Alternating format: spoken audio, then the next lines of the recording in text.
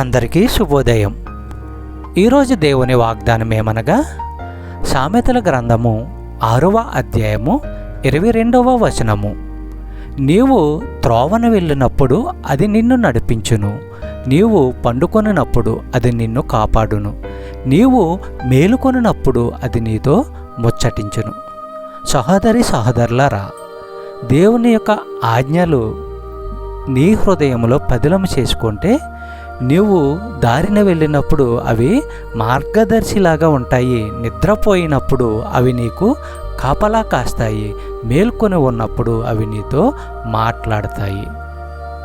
జ్ఞానం కలిగి ఉన్నట్లయితే సక్రమైన మార్గంలో ప్రతి ఒక్కరూ నడుస్తారు.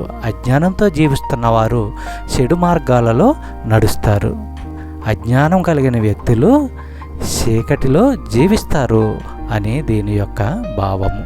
చెప్పబడిన వాగ్దానము దేవుడు దీవించి ఆశీర్వదించును గాక. ఆమేన్.